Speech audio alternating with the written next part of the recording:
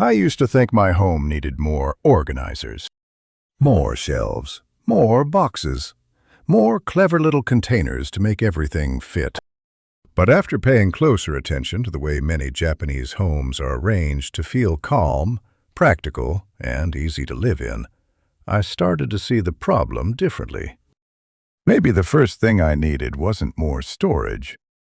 Maybe I needed fewer things asking to be stored. It sounds simple now, almost too simple, but it didn't feel that way at the time. When a home feels messy, the instinct is usually to add something. A basket for the corner, a drawer divider, a new rack behind the door, another box under the bed. And sometimes, of course, those things are useful. But I began to notice something slightly uncomfortable. A lot of the things I was organizing didn't really need to be in my home at all. I was giving permanent space to temporary decisions. I was tidying around objects I no longer used. I was trying to make clutter look more acceptable, rather than asking why I was still keeping it. So I tried a small experiment. Nothing dramatic. I didn't empty the whole flat onto the floor. I didn't try to become a minimalist in one weekend. I simply chose 15 types of things that Japanese-inspired homes often avoid keeping in large amounts, and I removed them slowly. Not perfectly, just honestly. The first thing I removed was empty boxes. Not every box, just the ones I was keeping because of a vague feeling that they might be useful one day. The phone box, the small appliance box, delivery boxes that looked just sturdy enough to feel wasteful to throw away. A few were tucked in cupboards. A few were balanced on top of other things. None of them seemed like a major problem on their own, but together they had become a kind of cardboard anxiety. Every time I opened the cupboard, the space already felt full before it could be useful. I wasn't storing things I needed. I was storing the possibility that I might need the packaging for things I already owned. Once those boxes were gone, the cupboard didn't just look clearer. It became easier to use. The second thing was duplicate kitchen tools. I had more than one spatula, more than one peeler, more mugs than I ever reached for, containers with missing lids, lids with no container, and a few tools that only made sense when I bought them. None of it looked terrible. It was just normal kitchen stuff. But normal kitchen stuff can still create friction.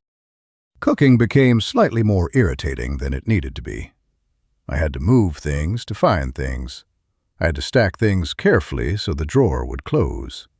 I had to make decisions in a place where I didn't really want decisions. Sometimes I just wanted to make tea, so I kept the tools I naturally reached for, the ones that actually worked for my daily life, and I removed the extras that were only pretending to be useful. The third thing was clothes I didn't wear. This wasn't about building a perfect wardrobe. It wasn't about having everything match or folding every item beautifully. It was more basic than that. It was about being honest. Some clothes didn't fit properly. Some had lost their shape. Some were kept because they were still technically fine, even though I never chose them. And some belonged to a version of me that existed more in theory than in real life. Every morning, those clothes added a small layer of friction. They made it harder to see the things I actually liked. They turned getting dressed into a quiet sorting process, and sometimes, before the day had properly begun, they created that tiny feeling of disappointment. Not dramatic, just enough to notice. Removing them made getting dressed feel less like searching through old intentions. The fourth thing was old paperwork. Receipts, letters, instruction manuals, expired forms, envelopes I had opened, half read, and put down because I already knew they weren't urgent. Paper has a strange kind of weight. It's light in the hand, but heavy in a room. Even when it's stacked neatly, it can make a table feel tense. It suggests unfinished business. It gives the impression that something still needs to be dealt with, even if the thing itself no longer matters. So I made 3 piles. Keep, scan, recycle. I didn't turn it into a big administrative project. Important documents stayed. A few things were photographed or scanned. Everything else stopped living in the hallway as a small pile of delayed decisions. The 5th thing was broken charging cables. I had kept them because they might work one day, which is a strange thing to believe about a cable that only works if you bend it at a very specific angle and hold your breath. These small broken objects cause more irritation than we give them credit for. You pick one up. You test it. You remember it's unreliable. You put it back. And the whole thing takes only a few seconds, so it doesn't seem worth noticing. But those moments add up. A home feels calmer when broken things are not mixed in with working things. There's a quiet relief in opening a drawer and knowing that everything in it actually does what it's meant to do. The 6th thing was cheap, decorative clutter. I don't mean that every object in a home needs to be expensive, tasteful, or meaningful in some grand way. That would make a home feel stiff. I mean the little decorative things that were never really chosen with care. Objects bought quickly, things received casually. Items placed on shelves because the shelf looked empty. Small bits and pieces that didn't add beauty, didn't hold much meaning, and didn't serve any real purpose. They weren't offensive. They were just there. And that was the point. In many Japanese-inspired interiors, empty space is not treated as a problem that needs fixing. It gives the eye somewhere to rest. It lets the objects that do matter feel more visible. Once I removed the decorations I didn't really care about, the few things I did care about became easier to see. The room felt less busy without feeling bare. The 7th thing was expired skincare. This one surprised me. The bathroom shelf looked normal enough, but once I paid attention, I found old creams, nearly finished bottles, sample sachets, products I'd tried twice, and things I'd bought because I imagined they would help me become someone with a more consistent routine. Instead, they made the routine harder. Too many choices at night, when you're already tired, can make even simple care feel like a task. You stand there looking at bottles, deciding what to use, avoiding the products you don't like, reaching past things that should have gone months ago. So I kept what I actually used. The daily things, the simple things, the products that had a clear place in the routine. The rest went, and the shelf immediately felt easier to understand. The 8th thing was plastic bags. Again, not all of them. A few can be useful. But I had reached the point where there was a bag of bags, and then another bag of bags forming beside it, as if the first one had quietly failed at its job.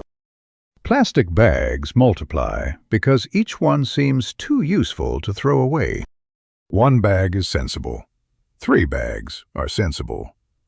But at some point they stop being useful and start becoming visual noise. So I kept a small number in one place. That limit mattered. It didn't just tidy the cupboard, it gave the habit a boundary. When the space was full, I didn't keep adding more. The 9th thing was souvenirs that no longer meant anything. This was more delicate. Objects can carry memory. I don't think a calm home means removing every sentimental thing. Some objects deserve to stay simply because they remind us a person, a place, or a part of life we still want to feel close to. But not every object from a good moment still carries that moment. Some souvenirs had become emotional paperwork. I kept them because I felt I should, not because they still connected me to anything real. They had a vague story attached to them, but not a living one. So I handled them slowly. I kept the few that made me pause in a good way, the ones that still had some warmth in them. The rest had already finished their job. The 10th thing was old towels and bedding. These are easy to keep because they feel practical. You imagine guests, emergencies, spills, some future situation where every old towel suddenly becomes essential. And yes, a few spares make sense. But mine had taken over a whole section of storage, and most of them were never used. They made laundry harder to put away. They made cupboards harder to close. They turned useful storage into a soft, folded backlog. So I kept enough for normal life, plus a sensible spare. Not a hotel supply cupboard. Just enough. And just enough felt surprisingly freeing. The 11th thing was mystery items in drawers. Every home has them. A small screw from furniture you no longer own. A key with no known lock. Random clips. Old batteries. Pens that may or may not work. Little plastic pieces that probably came from something, although nobody knows what. These objects are tiny, but they make a drawer feel mentally expensive. You open it, and your attention has to sort through uncertainty. You don't just see objects, you see questions. What is this? Do I need it? Why did I keep it? What does it belong to? So I made a simple rule. If I didn't know what it was, and I couldn't name a realistic use for it, it left. Not every drawer became perfect, but they became less annoying. And that was enough. The 12th thing was unused hobby supplies. This one can feel uncomfortable because hobbies are tied to identity. A notebook for a language I stopped learning. Exercise bands I barely used. Art materials from a short burst of enthusiasm. A few things bought with genuine hope, but never folded into my real week. These objects can be encouraging, but they can also become quiet evidence of what we didn't continue. And when they sit in plain sight, they don't always inspire us. Sometimes they just remind us of a version of ourselves we were trying to become, but didn't have the time, energy, or interest to keep building. I didn't remove everything. That would have been too harsh. I kept the hobbies that still had some place in my actual life, even a small place. But I stopped storing guilt as equipment. The 13th thing was excess cleaning products. Under the sink, I had a collection of different sprays for different surfaces. Some were nearly empty. Some were bought because they promised to make cleaning easier. A few had been pushed to the back and quietly forgotten. The strange thing was, the more cleaning products I had, the more complicated cleaning felt. I had to think about which bottle was for which task. I had to move things around to find the one I wanted, and under the sink became its own cluttered little system. So I simplified it. A small set of reliable basics. Easy to reach, easy to understand, easy to put back. Cleaning didn't become enjoyable, exactly. But it became easier to start, less like a project, more like a short reset. The 14th thing was anything kept just in case. This category is tricky because it hides inside every other category. Extra jars, spare wires, packaging material, old bags, random tools, clothes for imagined occasions, things kept because they might be useful in a situation, that never quite arrives. Just in case sounds sensible. And sometimes it is. But it can also quietly take over a home.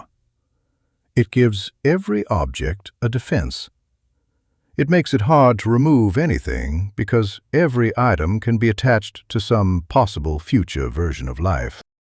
So I started asking a better question. If I needed this later, would it be difficult or expensive to replace? If the answer was no, I didn't need to store it forever. That question made the decision feel calmer, less emotional, more realistic. The 15th thing was visual clutter on surfaces. Not rubbish, not mess exactly, just too many useful things left out because they might be needed soon. A notebook, a water bottle, headphones, post, keys, coins, lip balm, a book, a charger. Each item had a reason to be there. That's what made it easy to ignore. Nothing looked wildly out of place. But together, those small, useful objects made the room feel unfinished. They kept the space in a state of low-level interruption. So I gave the daily items clear homes. Keys in one tray, post in one small place, chargers in one drawer. The things I reached for often were still easy to reach, but they were no longer scattered across every surface. The goal wasn't perfection. It was fewer open loops. And this is what changed. The flat became easier to clean because there was simply less to lift, move, stack, and work around. Wiping a surface no longer required a small negotiation. Vacuuming didn't involve shifting piles from one side of the room to the other.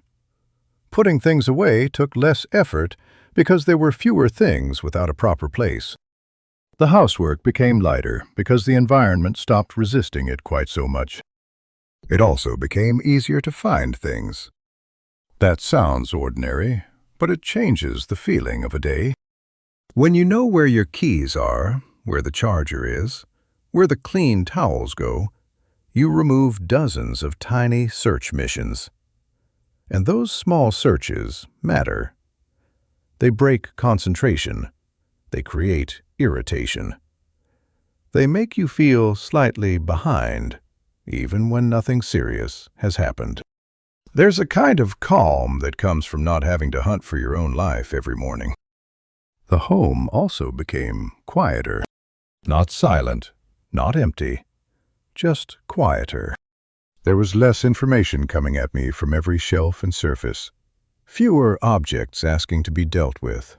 Fewer unfinished decisions sitting in plain sight. And perhaps the biggest change was that I stopped confusing storage with order. Storage can hide a problem, but it doesn't always solve it. A box full of things you don't use is still a box full of decisions you haven't made. A tidy drawer can still be full of friction. A shelf can look organized and still make daily life harder. What I took from this experiment wasn't that a home should be bare. I don't think that's the point. A calm home can still have warmth. It can still have personality. It can still have books, shoes by the door, a mug on the table. Ordinary signs of people actually living there. But it doesn't need to hold every object that once seemed useful.